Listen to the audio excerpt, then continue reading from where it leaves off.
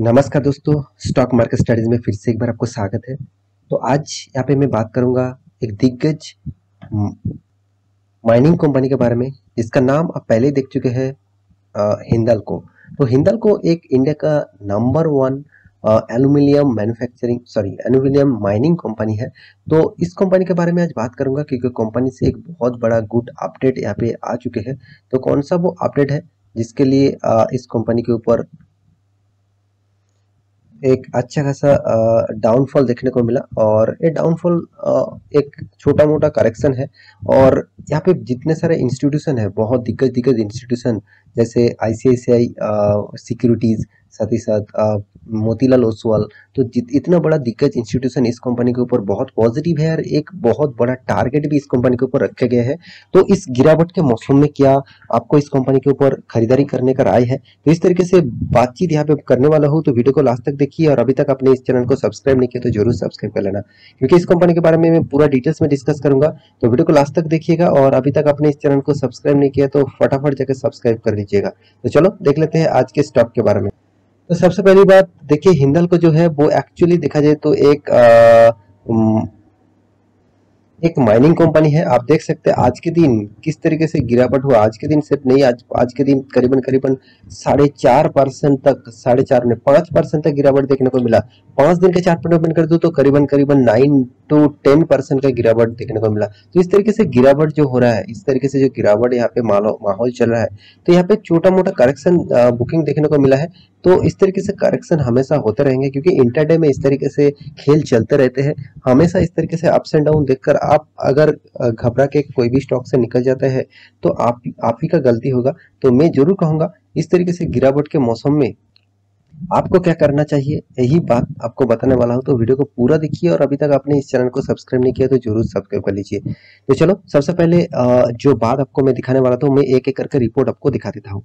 तो यहाँ पे आप हिंदाल्को को जो आज के दिन का जो न्यूज़ है, सबसे जो पॉजिटिव और नेगेटिव न्यूज़ यहाँ पे मुझे देखने को मिला, तो जितने सारे दिग्गज इंस्टीट्यूशन इस कंपनी के ऊपर होल्डिंग का टारगेट दिया है, और इस तरीके से कंपनी के ऊपर अच्छा खासा एक टारगेट रखा है, उसके बारे में तो बाद में करूंगा। तो सबसे पहले जो कंपनी आज के दिन गिरावट के पीछे जो मेन कारण है, वो कारण आप देख सकते हैं, Hindalco share slam after 8 billion capex plan announce. तो 8 बिलियन का जो कैपेक्स प्लान है वो अनाउंसमेंट आज ही के दिन हुआ है। तो इसीलिए इसके ऊपर थोड़ा सा मार्केट के ऊपर इस तरीके से प्लान थोड़ा सा मुझे लगता है मार्केट को पसंद नहीं आया। तो इसलिए आज के दिन करीबन 5% तक गिरावट देखने को मिला।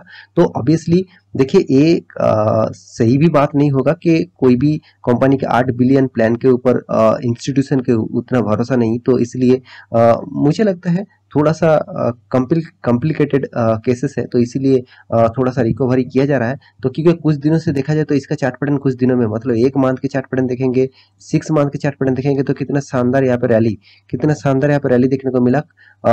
जो रसिया और यूक्रेन के बीच जो युद्ध चल रहा था, उस टाइम में भी देखिए कंपनी गिरावट नहीं हुआ, अच्छा खासा एक रैली देखने को मिला।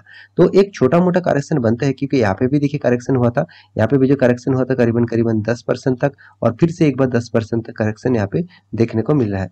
तो इस तरीके से गिरावट और करेक्शन हमेशा चलते रहेंगे, इंटरडे में इस तरीके से खेल चलते रहते हैं। तो यहाँ पे देखिए जो दिग्गज दिग्गज इंस्टीट्यूशन है, उन्होंने किस तरीके से टारगेट रखा। देखिए, सबसे पहले मैं एक आपको डिस्क्लेमर जरूर देना चाहता हूँ। इस डिस्क्लेमर को जरूर आपके पास जरूर रखिएगा, हमेशा रखिएगा, क्योंकि इस डिस्क्लेमर आपको बचाएगा, जरूर बचाएगा।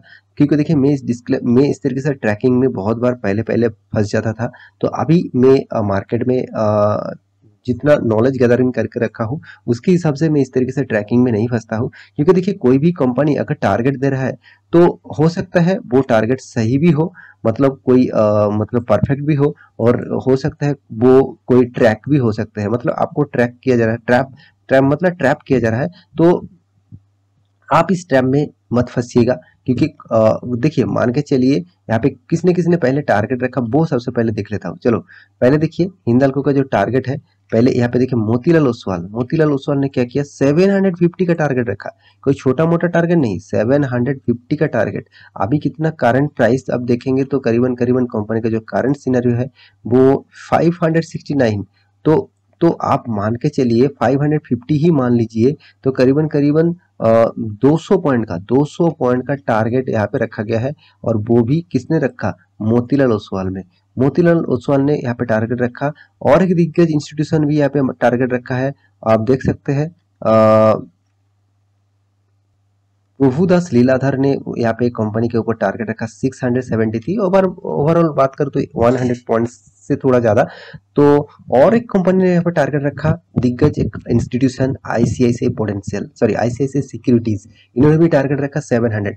मतलब यहाँ पे जो तीनों टारगेट है, देखिए मैं तीनों टारगेट आपको मैं इसीलिए दिखा रहा हूँ क्योंकि देखिए अलग अलग इंस्टीट्यूशन का अलग अलग टारगेट रहता है। वो खुद का जो एनालिसिस टीम है, उस एनालिसिस टीम के माध्यम से वो टारगेट को ट्रैक करते हैं और उस टारगेट को फॉलो करके काम करते हैं। तो यहाँ पे आप देख सकते हैं जो एक्चुअली जो इंस्टीट्यूशन है, यहाँ पे जितने सारे इंस्टीट्यूशन है उन्होंने क्या किया है, आप देख सकते हैं। मोतीलाल ओसवाल, इसका टारगेट है 750।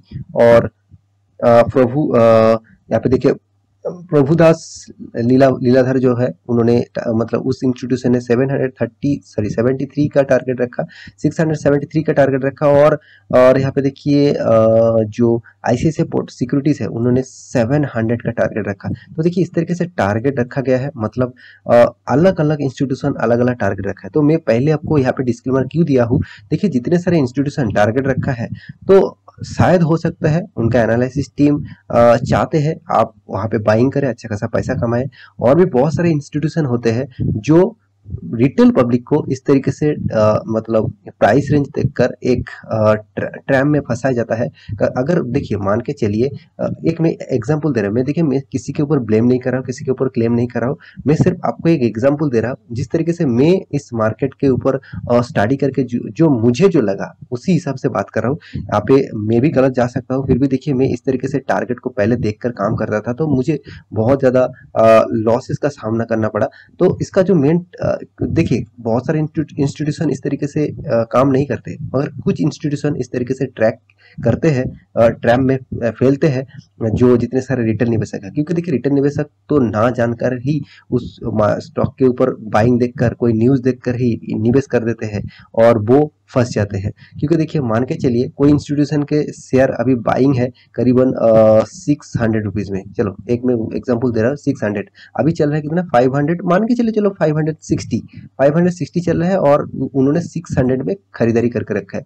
तो वो अभी 40 पॉइंट्स का लॉसेस में है। कितना परसेंटेज है वो मैं बाद में छोड़िए, तो 40 पॉइंट्स का लॉसेस में है। तो यहाँ पे 600 के बाद जब जाएंगे, मतलब 600 के ऊपर जब जाएंगे, तभी उस इंस्टीट्यूशन को फायदा होगा। तो उस इंस्टीट्यूशन क्या करेंगे, उस इंस्टीट्यूशन यही करेंगे, वो एक टारगेट रखेंगे कितना, मान के चलिए 670, 680, 90, 20 इस तरीके से कुछ टारगेट रखा। मान के चलिए 760 टारगेट रखा, तो कंपनी ने क्या टारगेट है, 760, तो उन्होंने खरीद के रखा कितना, 600।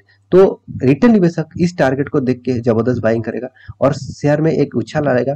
तो कंपनी जब मान के चलिए 640 तक गया, कंपनी क्या करेगा, माल बेचना स्टार्ट करेगा। तो माल बेचने के लिए कोई ना किसी को तो चाहिए होते हैं।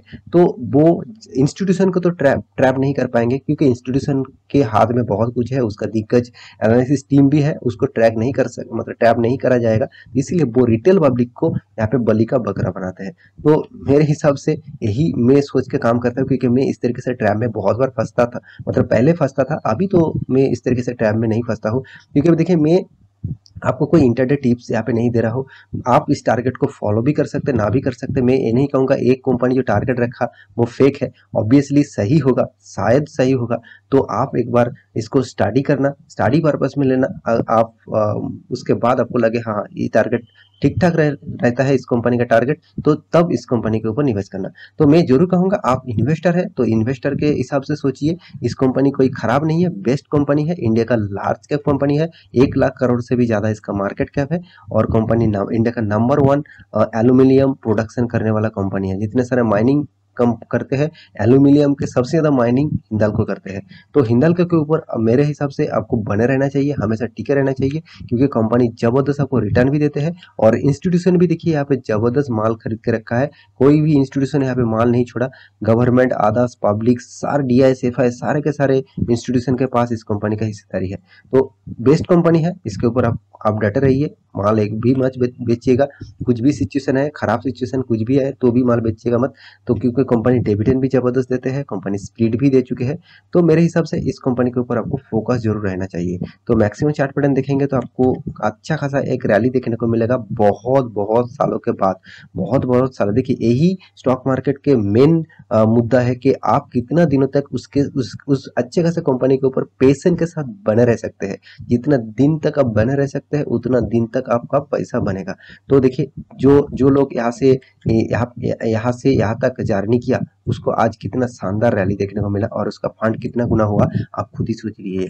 तो आशा करता हूँ सारे जानकारी आपको मिल चुका है। तो मेरे वीडियो अच्छा लगे तो लाइक करना, दोस्तों के साथ शेयर करना और इस चैनल को फटाफट सब्सक्राइब भी कर लेना, क्योंकि बहुत सारे स्टॉक मार्केट की इंफॉर्मेशन अपडेट आपको इस चैनल के माध्यम से मिलता रहेंगे। तो मिलते हैं नेक्स्ट स्टॉक लेके, तब तक के लिए अच्छे से रहिए, अपने ख्याल रखिए।